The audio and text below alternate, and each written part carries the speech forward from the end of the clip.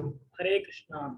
तो सभी का स्वागत है, सभी भक्तों का आज की भगवद गीता क्लास में। मंगलाचरण पढ़ते हैं, फिर आज का श्लोक समझने का प्रयास करते हैं। Wait to moment. ओके। ओम अज्ञानतिमिरान्धस्य ज्ञानञ्जनशलाकया चक्षुरुन्मीलितं येन तस्मै श्रीगुरुवे नमः। श्रीचैतन्यमनोभीष्टं स्थापितं येन भूतले स्वयं रूप कदा मह्यं ददाति स्वपदान्तिकम्। वन्देऽहं श्रीगुरो श्रीयुतापदकमलं श्रीगुरून् वैष्णवांश्च श्रीरूपं साग्रजातं सहगण रघुनाथान्वितं तं सजीवम् साधुवेतं सावधूतं परिजनसहितं कृष्ण चैतन्यदेवं श्रीराधा कृष्ण पादान् हे कृष्ण करुणा सिंधु दीनबंधु जगत्पते गोपेश गोपिका कांत राधा नमस्ते। तप्त कांचना गौरांगी राधे वृंदावनेश्वरी कृष्णभानुसुते देवी प्रणमामि। ये तप्त है ना, तप्ता नहीं है ना, गलत है इसमें, इसको भी तप्त करना होगा। वाञ्छाकल्पतरुभ्यश्च कृपा सिन्धुभ्य एव च पतितानां पावनेभ्यो वैष्णवेभ्यो नमो नमः। जय श्री कृष्ण चैतन्य प्रभु नित्यानंद श्री अद्वैत गदाधर श्रीवासादि गौर भक्तवृंद। हरे कृष्णा कृष्णा कृष्णा हरे हरे, हरे राम राम राम हरे हरे। नमो विष्णुपादाय कृष्ण पृष्ठाय भूतले श्रीमते भक्ति वेदांत स्वामिने नामिने। नमस्ते सारस्वते देवे गौरवाणी प्रचारिणे निर्विशेष शून्यवादी पाश्चात्य देशतारिणे। हरे कृष्ण। तो भगवद गीता यथारूप अध्याय 7 श्लोक क्रमांक 5 यानी 5। तो इन दो श्लोकों में 4 और 5 में भगवान क्या बता रहे थे? अपनी परा प्रकृति के बारे में और अपरा प्रकृति के बारे में। जब ये दोनों प्रकृति के बारे में हम समझ जाएंगे तो हम ये समझ जाएंगे कि सारा कुछ भगवान से ही आ रहा है, चाहे वो मैटर हो चाहे स्पिरिट हो। मैटर मतलब ये जगत जड़ वस्तु, स्पिरिट मतलब सचेतन वस्तु या परा मतलब आध्यात्मिक शक्ति एक तरीके से। तो ये दोनों ही चीज भगवान से आ रही है। मतलब इसको जानने के बाद कुछ ऐसा बचेगा ही नहीं, एवरीथिंग इज कवर हो गया, मतलब सारा कुछ ही भगवान से आया है, ये स्थापित हो गया इन दो श्लोकों में। ठीक है, एक सेकंड। ठीक है, और आज के श्लोक में मुख्य बात क्या समझाई जाएगी? एक तो ये समझाई जाएगी कि जो परा प्रकृति के बारे में बता रहे हैं जीव शक्ति, ये जो अपरा प्रकृति के बारे में बताया इसका भोग करती है। कैसे करती है वो बताया जाएगा। और हम भगवान के समान नहीं है, भगवान में हमें अंतर है, ये बताया जाएगा। और बताया जाएगा कि ऐसा नहीं है कि हम भगवान बन जाएंगे, हम भगवान नहीं बन सकते, हम दास ही हैं और दास ही रहेंगे हमेशा, कभी भगवान नहीं बन सकते कभी। और एक चीज और बता रहे थे, हाँ, और जीव भगवान की सेवा करके ही सुखी हो सकता है और किसी चीज से सुखी नहीं हो सकता। वरना तुम कोई भी एग्जांपल देख लो, मटेरियल एग्जांपल, जब तक है नहीं तब तक इसमें मचलता रहेगा मन, हो जाए मिल जाए मिल जाए मिल जाए, और जब मिल जाएगी तो फिर उब जाओगे उससे, उसी चीज से उब जाओगे। यानी मिलने से पहले दुख, मिलने के बाद भोग नहीं कर पा रहे, उब गया मन, तब भी असंतुष्ट हो, दोनों तरीके से असंतुष्ट ही रहोगे। फिर लोग क्या सोचते हैं, ऐसा है यहाँ पे कुछ है नहीं, यहाँ पे सब असंतुष्ट हो, अब मैं ऐसा करूंगा मुक्ति मिल जाए, बस यहाँ से निकले और बस लीन हो जाए, विलीन हो जाए, अपने आप को समाप्त कर दें। तो ऐसा भी नहीं हो सकता, क्योंकि आत्मा विलीन नहीं हो सकती, ना कटती है, ना मरती है, ना जलती है, ना सुखाई जा सकती, ना भिगाई जा सकती, कुछ भी नहीं हो सकता आत्मा। वो बस एक ही चीज कर सकती है आत्मा, क्या? भगवान का दास है और भगवान की सेवा करके ही संतुष्ट हो सकती है। जैसे हम कोई भी अगर भगवान की सेवा मिल जाए, जैसे मंदिर में टेम्पल में मिल जाए, तो वो सेवा जब तुम करोगे तो बहुत अच्छा लगेगा, तुम्हें संतुष्टि मिलेगी। कुछ नहीं मिल रहा, ना पैसा मिलेगा उसके बदले, कुछ नहीं मिलेगा, लेकिन संतुष्टि बहुत मिलेगी। और बाकी चीज करोगे तो बस पैसा मिल रहा है इसी संतुष्टि है, वो भी फ्रॉड संतुष्टि है मतलब। तो इसी के बारे में इस श्लोक में आज समझने का प्रयास करेंगे, देखते हैं पूरा हो जाए इसको।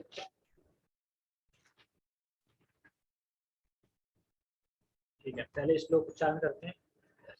अपरेयामिततस्त्वन्याम्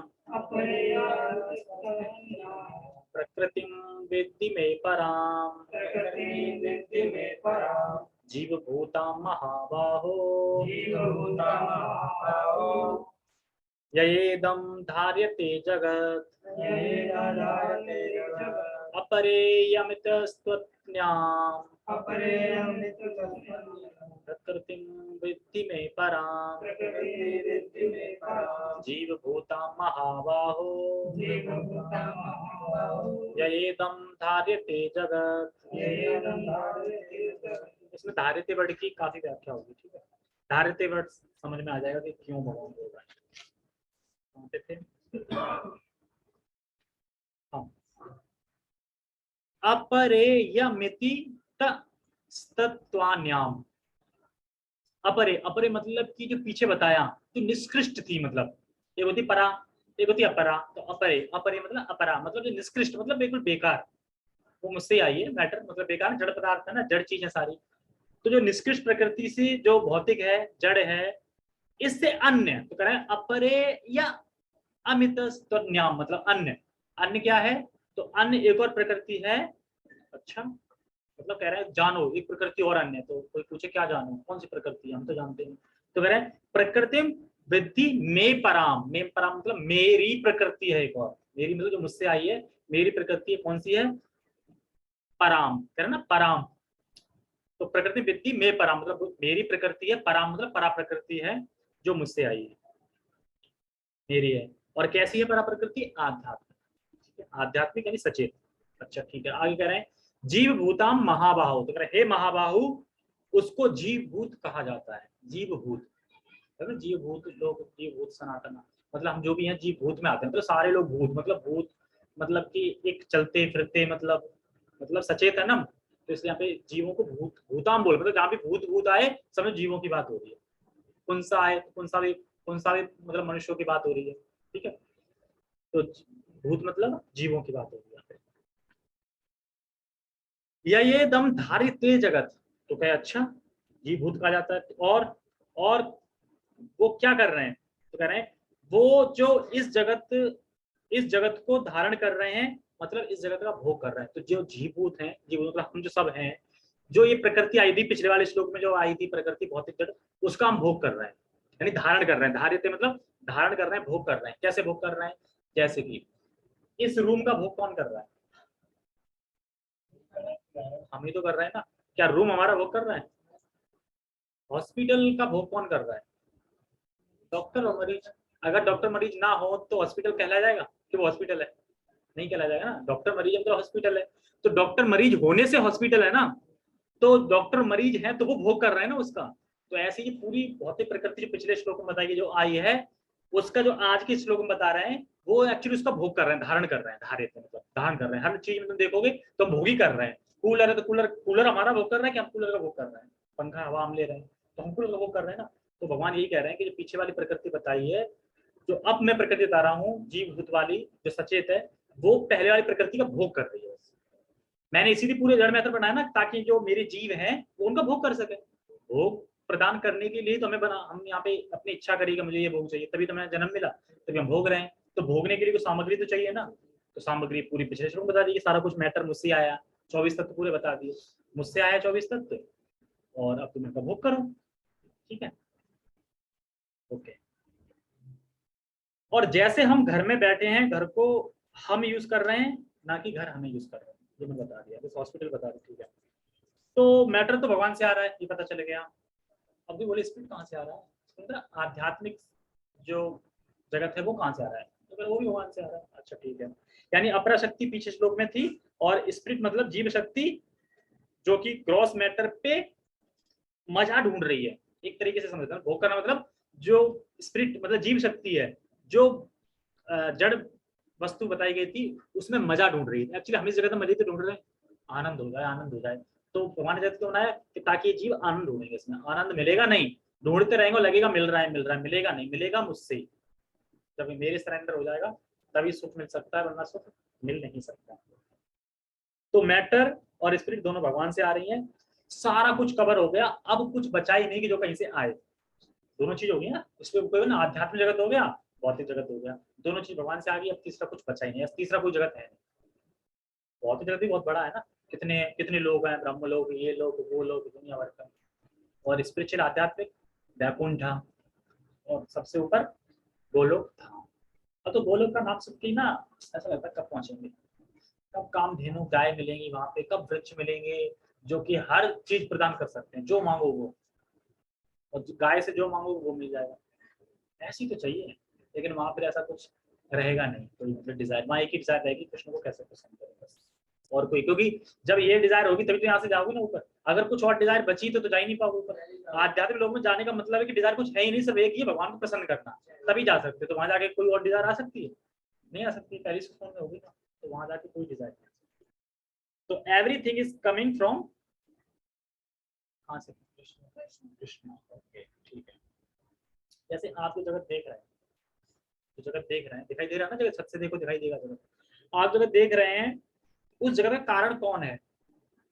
कारण हम स्वयं, जीव शक्ति। जीव शक्ति को भोग के लिए तो बनाया ना वो जगत, वरना भगवान को क्या आपत्ति पड़ती बनाने की? मतलब भगवान देखो कितने दयालु, भगवान का गुण यहाँ पे समझ सकते हैं दयालुता का कैसे।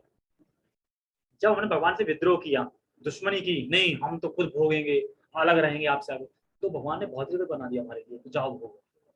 और जब भगवान से प्रेम करना चाहेंगे तो भगवान कितना प्रसन्न हो, उससे क्या नहीं करेंगे तुम्हारे लिए, है ना। जब तुम गुस्सा होके आए, विद्रोह करके आए, तब तो ये बहुत जगह बना दिया, इतना बड़ा 24 तत्वों का बना दिया ना, सब चीजें यहाँ पे। और जब उनसे प्रेम करेंगे तो फिर तो तब तो फिर सोचो कितना प्रेम करेंगे। तो भगवान हमेशा ही प्रेम करते हैं। तो चल तो कोई नहीं, तो अलग रहना चाहता है, ठीक है, चल व्यवस्था दे दी मैंने, मुझे पता है कि तू इससे संतुष्ट तो होगा नहीं, क्योंकि मेरा आंसर मुझसे संतुष्ट होगा, लेकिन तेरा मन है, चल ठीक है भोग ले, तो भोग के भी संतुष्ट मिलते हैं।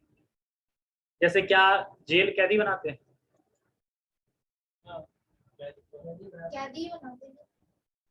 क्या जेल कैदी बनाते हैं? अगर आदमी गलत ना हो, और आदमी गलत कार्य ना कर रहा हो, तो जेल की आवश्यकता ही नहीं है।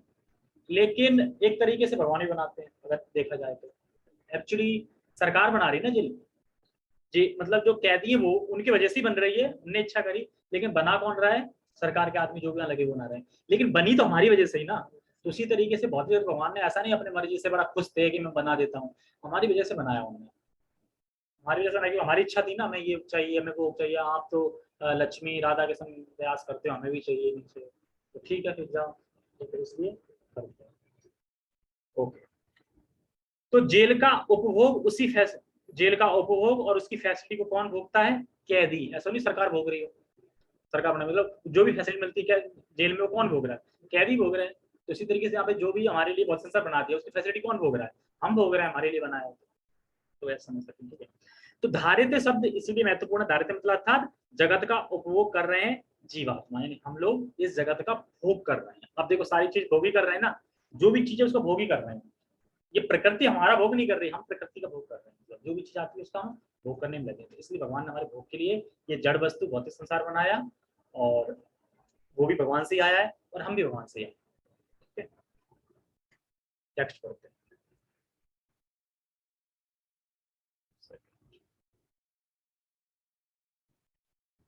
हे महाबाहु अर्जुन, इसके इनके अतिरिक्त, हाँ इनके अतिरिक्त मेरी एक अन्य पराशक्ति है, जो उन जीवों से युक्त है जो इस भौतिक अपरा प्रकृति के साधनों का विदोहन कर रहे हैं। विदोहन मतलब भोग कर रहे हैं, साधनों का भोग ही तो कर रहे हैं। बस बनाई, मान लो बस बनी कैसे, कोई बोलेगा अच्छा बस तो मिस्त्री ने बनाई, मिस्त्री ने बनाई बस, पार्ट्स कहाँ से आए उसके, लोहा कहाँ से आया, लोहा किससे बना? ऐसे पहुंचेंगे ना तो फिर वही पहुंच जाएंगे, पृथ्वी अग्नि जल वायु, कोई ना कोई चीज उसी से बन रही है। लाइट कहाँ से आ रही है, कोई लाइट, लाइट तो हमारे ट्रांसफार्मर से आ रही है, सूर्य से आ रही है। प्रकाश, सूर्य अग्नि, अग्नि से लाइट बनी ना, सूर्य से ही तो बनी है लाइट, तो नहीं कोयला से, कोयला किससे बना? अग्नि से ना, किससे बना? तो वो वहीं सूर्य पे पहुंच जाओगे। सूर्य किससे बना? सूर्य तो भगवान से आया। तो भगवान की शक्ति से सारा कुछ संचालित है, सारा कुछ बन रहा है।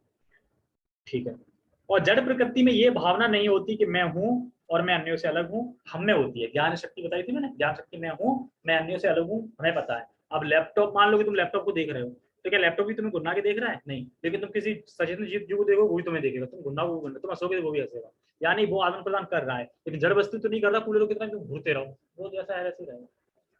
तो यही है, तो जड़ चीजों में कोई शक्ति नहीं है, मतलब वो जड़ है, इसीलिए जड़ कहलाती है।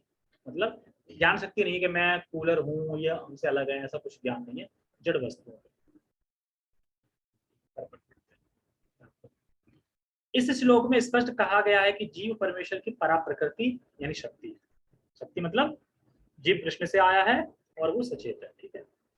अपरा शक्ति तो पृथ्वी, जल, अग्नि, वायु, आकाश, मन, बुद्धि तथा अहंकार जैसे विभिन्न तत्वों के रूप में प्रकट होती है। तो जो अपरा शक्ति बताई विशेष रूप में, इसी से तो प्रकट हुई थी ना, मन, बुद्धि, अहंकार तत्वों से बनी थी, पृथ्वी, जल, अग्नि, वायु।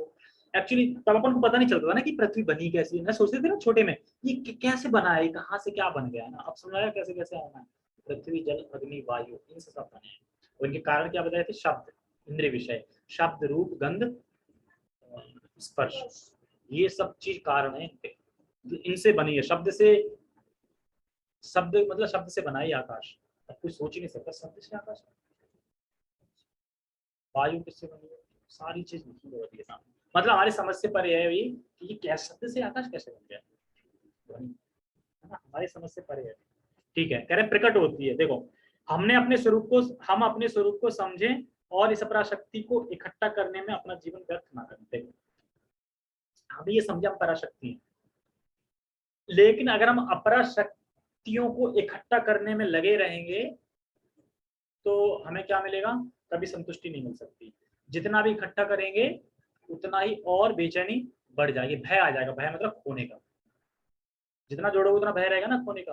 तो वही कहना है कि अपना जीवन पराशक्ति हो ना तुम, तो अपना जीवन पराशक्ति में लगाओ, मतलब भगवान की आध्यात्मिक शक्ति में लगाओ, उसमें लगाओ। अगर अपरा शक्ति में लगाओगे मतलब भौतिक जगत में लगाओगे, इकट्ठा करने में, ये इकट्ठा कर लो वो इकट्ठा कर लो, तो असंतुष्टि रहोगे और कभी फिर भगवान को समझ नहीं पाओगे।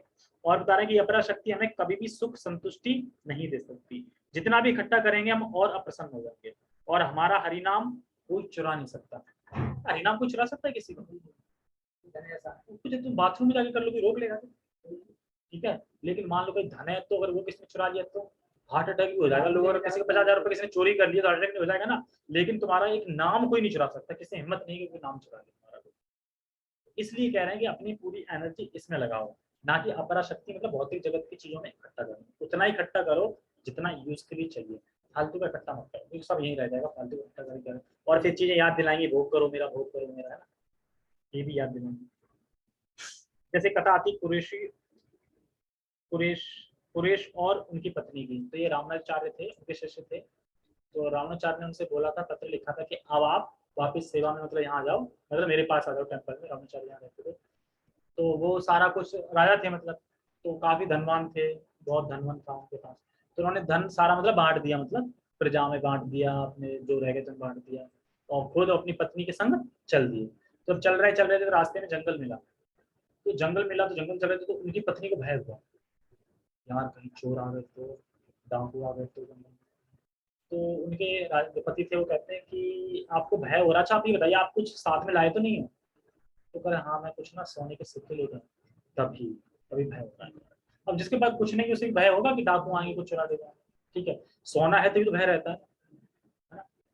जैसे अब तुम देखना, अब एक भौतिक संसार से एग्जाम्पल लो, मान लो कि दो लोग हैं, एक के पास नोकिया 3310 है कीपैड का, एक के पास आईफोन है।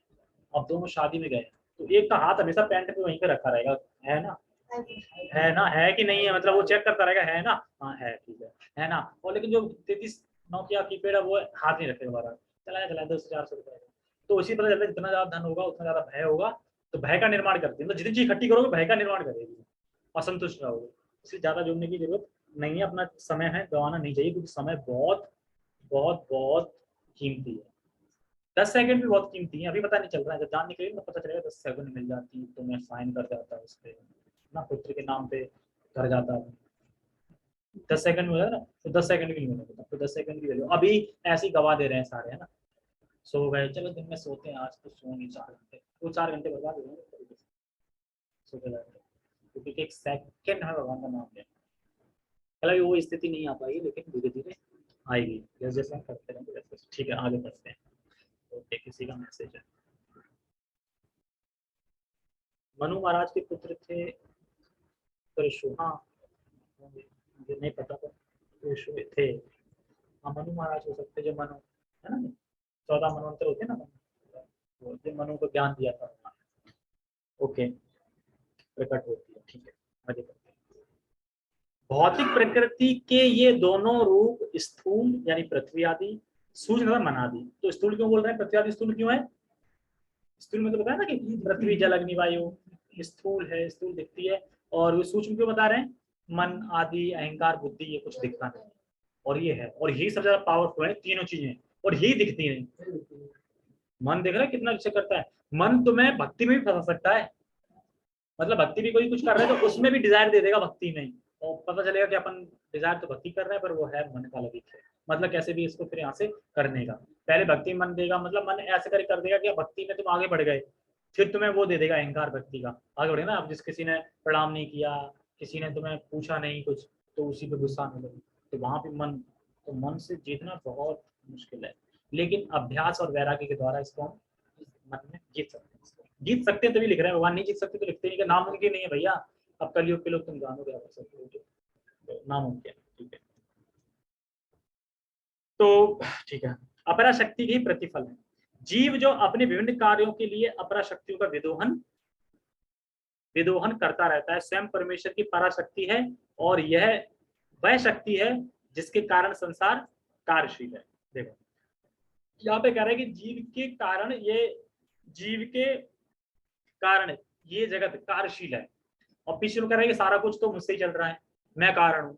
तो यहाँ पे दो दो बातें हो गई कि जीव है या भगवान है, कौन है, तो यहाँ पे स्पष्ट करना है कैसे। देखो जीव भोग करना चाहता है, हम भोग ही तो करना चाहते हैं ना हर चीज का, जीव भोग करते हैं।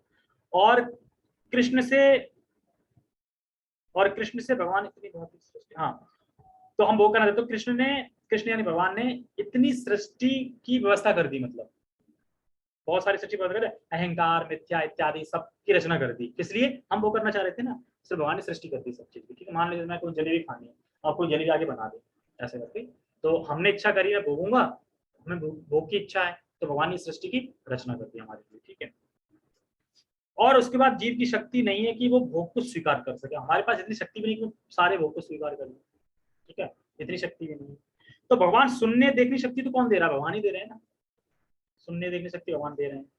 और हमारी इंद्रियां भगवान की शक्ति से, और इच्छा किसकी है, हमारी, सिर्फ इच्छा हमारी है, लेकिन सारी इंद्रियों की शक्ति किसकी है, भगवान की लग रही है ना, इच्छा हमने करी, बाकी सब जो इंद्रिया दी है भगवान ने दी है, शक्तियां भगवान की लगी हुई हैं, हमने खाली इच्छा करी, इच्छा के स्वतंत्र है। ठीक है, और भगवान की इच्छा नहीं है, और भगवान की इच्छा नहीं है कि हम इस जगत में रहें या इस जगत भगवान बनाए, वो तो भगवान मजूरी बना देते हैं कि चल भोग की इच्छा है तो बना देते हैं।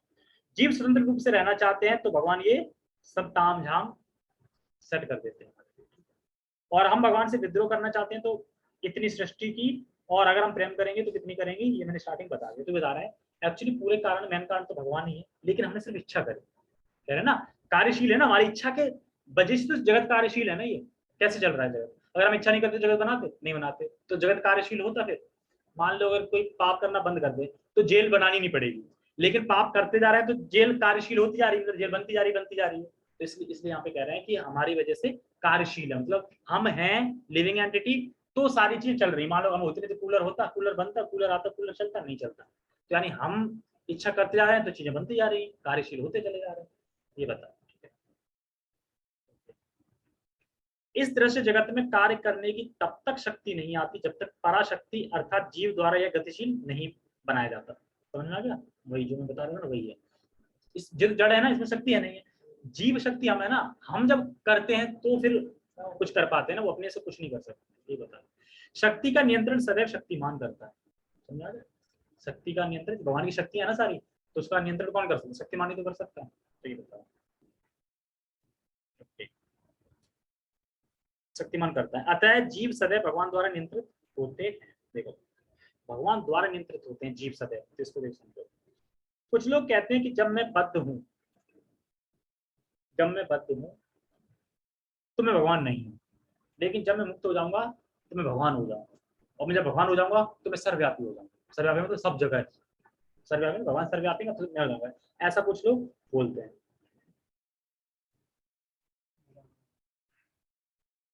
इसमें एक श्लोक होना था, हाँ ठीक है,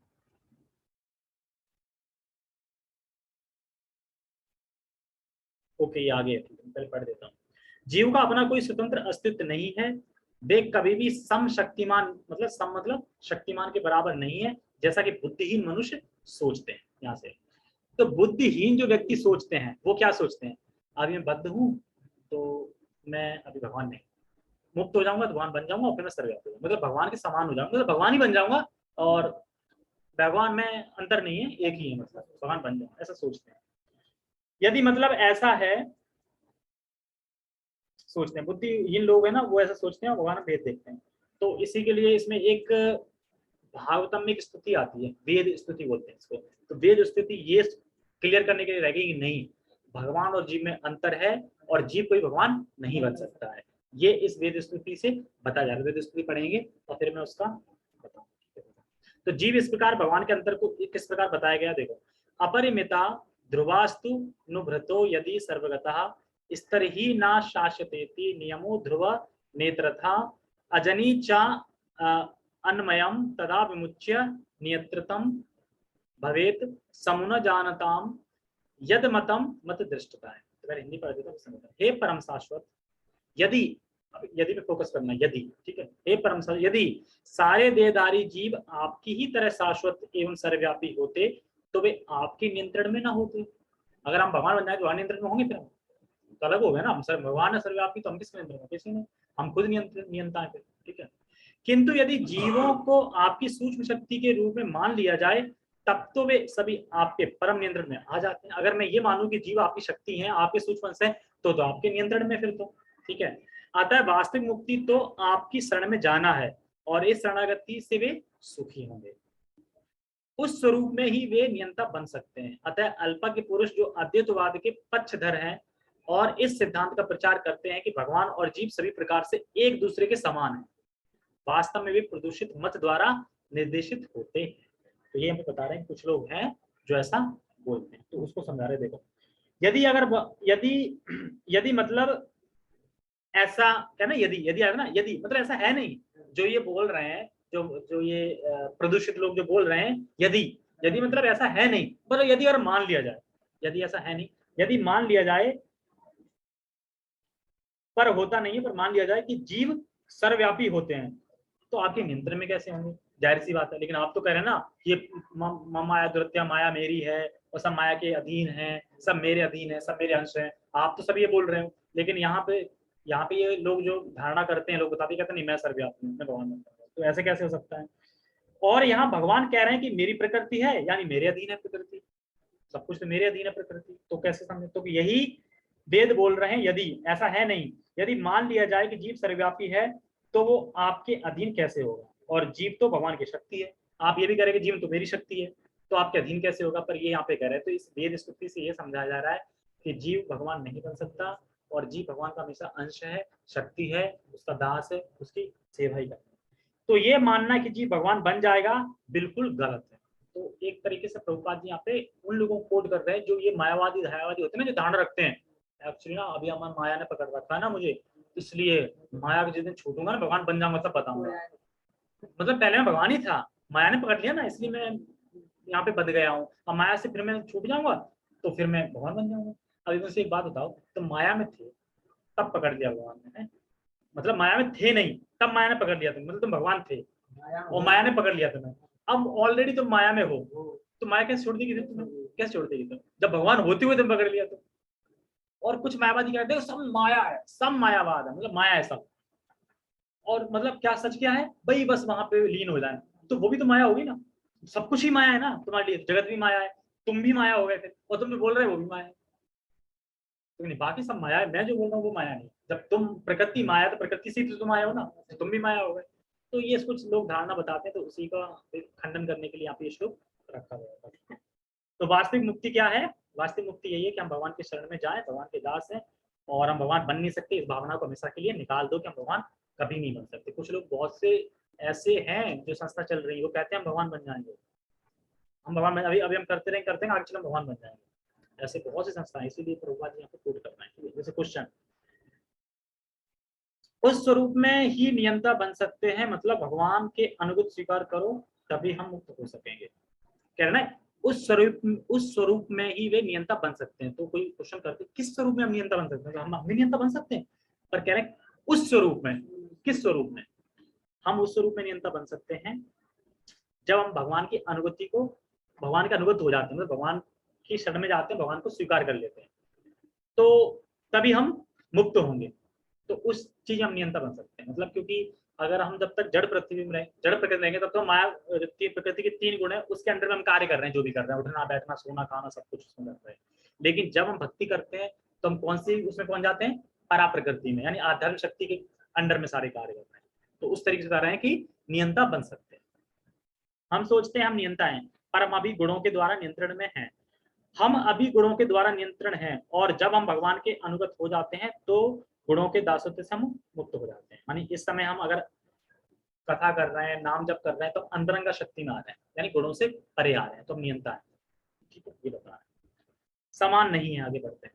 परमेश्वर कृष्ण ही एकमात्र नियंता है और सारे जीव उन्हीं के द्वारा नियंत्रित है। तो ठीक क्लियर है ना? सारे जीव उनकी पराशक्ति हैं, क्योंकि उनके गुण परमेश्वर के समान हैं, किंतु वे शक्ति की मात्रा के विषय में कभी भी समान नहीं है। ये वही बता रहे हैं कि हम गुणवत्ता में समान है पर क्वांटिटी में छोटे हैं। ये बताते हैं। अतुल नहीं है, स्थूल है। ये स्थूल तथा सूक्ष्म अपराशक्ति का उपभोग करते हुए पराशक्ति यानी जीव को अपने वास्तविक मन तथा बुद्धि की स्मृति हो जाती है। विस्मृति देखो, हम जितना इस जगत में भोग करेंगे उतना ही हम ये भूलते जाएंगे कि हम कृष्ण के दास हैं। विस्मृति होती जाएगी। और क्या बढ़ता जाएगा? मैं शरीर हूं, मैं शरीर हूं, मैं शरीर हूं। जितना ज्यादा भोग करेंगे, भोग में प्रवृत्त होंगे जितने ज्यादा, उतने ज्यादा हम भूलते जाएंगे कि मैं कृष्ण का दास हूं या मैं आत्मा हूं। डिलीट होता जाएगा मन में। और जितना हम आध्यात्मिक उसमें प्रवृत्त होंगे उतना हमें ये याद आता रहेगा मैं शरीर नहीं हूँ और मैं भगवान का अंश हूँ। तो इसलिए भोग में प्रवृत्त नहीं होना चाहिए। हमेशा हर चीज को स्वीकार करना चाहिए, भगवान की शक्ति है। भगवान बता देना भौतिक प्रकृति किससे आ रही है? भगवान से आ रही है। तो सारी शक्ति भगवान की होगी ना, तो उन शक्ति को कहाँ लगाना है? उन शक्ति से हमें भोग नहीं करना है, उन शक्तियों को भगवान की सेवा में लगाना है। इस कूलर को भगवान की सेवा में लगाना है। जो भी पदार्थ है हर तरीके से भगवान की सेवा में लगा सकते हो। ऐसी कोई चीज है जिसको तुम भगवान की सेवा में नहीं लगा सकते? सब चीजों को लगा सकते हो भगवान की सेवा। कैसे? खुद को लगा दो ना, तो जो भी करोगे भगवान की सेवा होगी। खुद को लगा दो। ठीक है, ठीक है, थोड़ा जल्दी पढ़ता हूँ, टाइम खत्म हो जाएगा। इस विस्मृति का कारण जीव पर जड़ प्रकृति का प्रभाव है ना। विस्मृति मतलब हम क्यों भूल जाते हैं हम कृष्ण का दास हैं? जड़ प्रकृति, ये भौतिक प्रकृति, इसे हम भोग में घुस जाते हैं ना, तो भूल जाते हैं। किंतु जब जीव माया के बंधन से मुक्त हो जाता है तो उसे मुक्ति पद प्राप्त होती है। देखो, सामान्यतः लोग सोचते हैं कि हम भौतिक भोग प्राप्त करके सुखी हो जाएंगे, ठीक है, लेकिन जब भोग मिल जाता है तो उस भोग कर करके उस भोग से उब जाते हैं। फिर पता क्या लगता है? अब मैं इसको त्याग करके संतुष्ट हो जाऊं। होता ना, इसको बेच दो दूसरा ले आओ, या इसको हटाओ यार, इसको अरे जितने का भी जा रहा बेचो यार। होता ना, जब ज्यादा पुराना जाता है भोग करके ना, OLX पे बेच दो, तो क्या होता है? बस चला जाए। तो हम सोचते पहले सोच रहे थे मिल जाए तो हम संतुष्ट हो जाएंगे, फिर सोच रहे हैं कि दूर चला जाए त्याग कर दो तो संतुष्ट हो जाएंगे, और दोनों तरीके से संतुष्ट नहीं हो रहे। तो संतुष्ट कैसे होंगे? तो संतुष्ट होंगे वो सोचते हैं कि अब मैं इस शरीर को खत्म करूंगा, अब मुझे बस मुक्ति चाहिए, बस भगवान में लीन हो जाए। तो वो लीन भी नहीं हो सकते क्योंकि आत्मा कभी लीन होती है। तो सिर्फ हम संतुष्ट हो सकते हैं भगवान की सेवा करके। जैसे हम भगवान की सेवा करेंगे अपने आप संतुष्ट हो जाए, क्योंकि आत्मा संतुष्ट होती है भगवान की सेवा से। ठीक है, माया के, यही है ना, माया के प्रभाव में आकर अहंकार सोचता है कि मैं ही पदार्थ हूँ और ये सारी भौतिक प्रकृति मेरी है ना। अहंकार सोचता ना मैं हूँ, मेरा है, सब कुछ मेरी वजह से है। जब वह सारे भौतिक विचारों से जिनमें भगवान के साथ तादात्म्य भी सम्मिलित है मुक्त हो जाता है तो उसे वास्तविक स्थिति प्राप्त होती है। मतलब जब वो इस विचारधारा से मुक्त हो जाता है तो वो क्या सोचता है? हाँ अच्छा, मैं तो कृष्ण का दास हूँ। तो फिर इस चीज पे वो धारणा आ जाती है, हाँ कृष्ण का दास हूँ, मुझे कृष्ण की सेवा करनी है।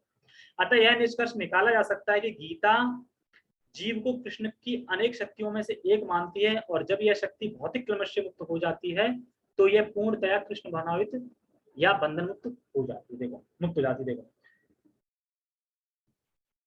हमने यहाँ सीखा कि भगवान की जो परा प्रकृति है और भौतिक प्रकृति का में भोग, मतलब जो परा प्रकृति है वो परा प्रकृति यानी हम जीव शक्ति अपरा प्रकृति का भोग कर रहे हैं। एक चीज ये सीखी, मतलब हम जो इस जगत में आए हम इस जगत का भोग कर रहे हैं जो पहले थी। दूसरा कि जो और जीव भगवान की सेवा करता है तभी वो संतुष्ट हो सकता है, इस भौतिक चीजों से संतुष्ट नहीं हो सकता।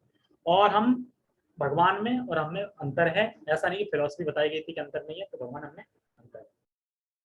तो ये सब चीजें बताई गई।